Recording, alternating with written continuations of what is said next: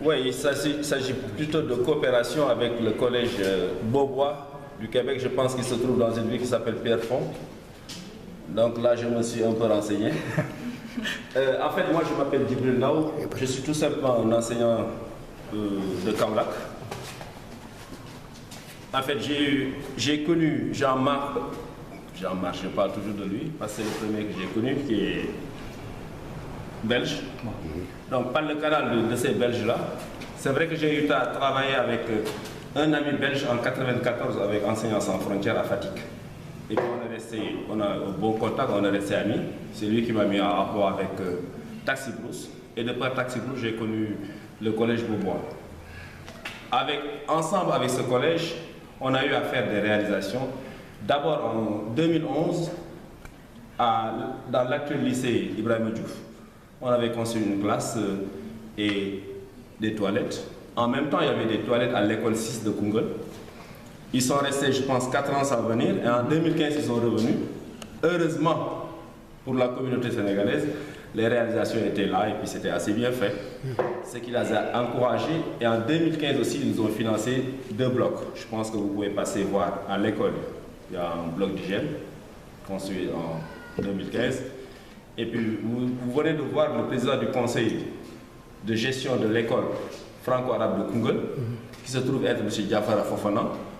On a investi dans son école et je pense qu'on va montrer les images et puis les témoignages par rapport à ça. Et cette année, ils sont encore revenus. Pour revoir, ou bien pour se rendre compte de visu, est-ce que l'argent investi est bien là? Est-ce que Djibril Ndao n'a pas tout mis dans ses poches? Ça, c'est une chose. Après, je vais les présenter, les projets. Je pense que Sophie, il ne faut pas avoir peur, j'en ai 50 000. Mais de toute façon, comme j'ai l'habitude de le dire, nous, on vise toujours la lune pour tomber sur des étoiles.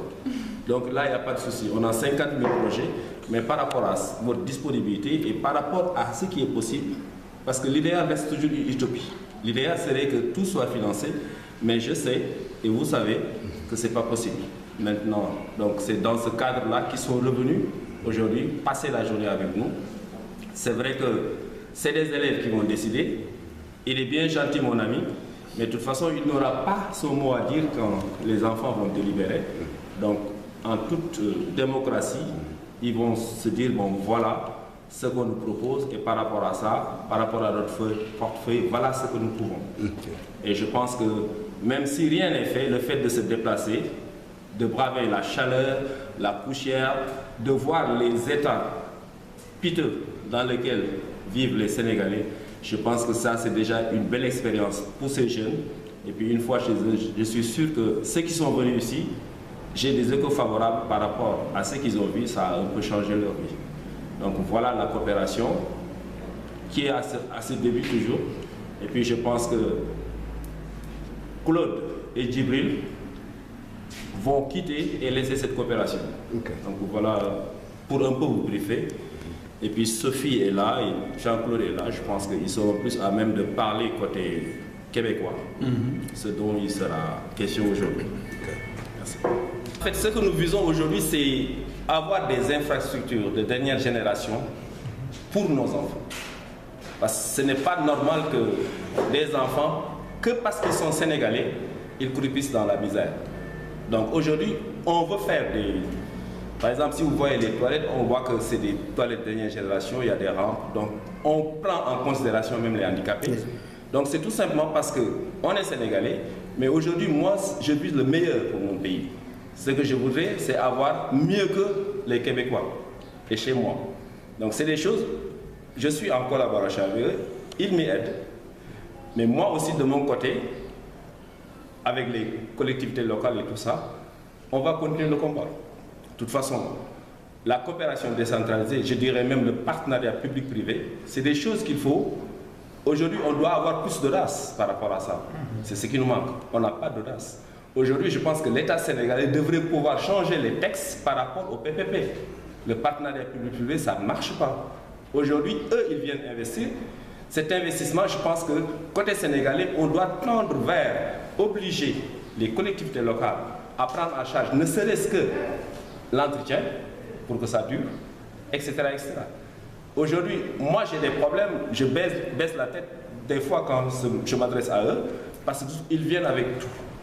Aujourd'hui, à Kaolack, si je vous dis que depuis 2011, je cours derrière la mairie pour leur contrepartie, mais c'est sidérant. C'est sidérant. Donc, c'est ça. Il faudrait que aussi nos dirigeants aillent vers ça. Donc, c'est un combat à mener. De toute façon, rien ne se fera du jour au lendemain. C'est des combats, il faut rester persévérant. Et en échange, qu'est-ce que vous leur apportez? On leur apporte notre cœur, notre joie et notre vie, notre vécu quotidien. Aujourd'hui, le soleil, je pense qu'il y en a floraison. Et ce qu'on leur apporte, c'est qu'eux, ils habitent un pays développé. Ils ne veulent pas entrer dans le carcan. S'il y a un carcan, l'aide étrangère, on sait comment ça se passe. Et eux, ils viennent de visu dire que nous sommes des enfants, on a collecté des fonds, on va investir pour des enfants au Sénégal. Et aujourd'hui, l'investissement qu'ils vont faire, moi, je ferai de sorte que ce ne sera pas vain. Donc ce qu'on leur apporte, c'est d'abord la confiance qu'ils ont avec moi en particulier. Et c'est aussi le fait que cette communauté, moi je reste derrière pour que ces investissements ne soient pas vains. Donc ce que nous leur apportons, c'est d'abord la volonté d'œuvrer que pour les enfants. Rien ne se fait que pour les enfants, parce que l'école c'est l'élève. Dans l'avenir, y a-t-il des projets ou des perspectives que vous comptez développer? Tout dans la tête, rien dans les poches. Je pense que c'est le grand slogan. Des projets, je pense que si eux me demandaient aujourd'hui 50 projets, je suis prêt à les donner. Donc les projets sont là et bien ficelés. De toute façon, moi je travaille toujours avec... Par exemple, aujourd'hui, Koungheul, l'école de Koungheul a créé une nouvelle école. C'est l'école 7. L'école 7 a un site, mais il n'y a rien dedans. N'est-ce pas? À Lourdes, dans le département, dans la commune de Lourdes, on a clôturé un CM. Dedans, il n'y a pas de classe, etc., etc. Si je prends le pan de Ndoun, dans la commune de Yide, ils n'ont pas de bloc administratif. Il n'y a pas de bureau, il n'y a pas de magasin. Et aujourd'hui, quelque part, quand on a des cantines scolaires, les vivres, et puis le doyen ne va pas me démentir, on donne trop d'importance aux techniques. Il y a des enseignants, ils disent que bon, les techniques ont bouffé nos livres et tout ça. Donc il faudrait aussi encadrer tout cela pour que ce qui va à l'enfant reste à l'enfant. Si aujourd'hui on leur met ces box, ces aides, etc., ces bibliothèques, ils ne pourraient pas demain dire que voilà, on n'avait pas où stocker et c'est pris. Donc tout ça, on est en train de prendre en charge pour que tout ce qui revient à l'enfant aille vers l'enfant. Donc voilà aussi des choses sur lesquelles nous travaillons.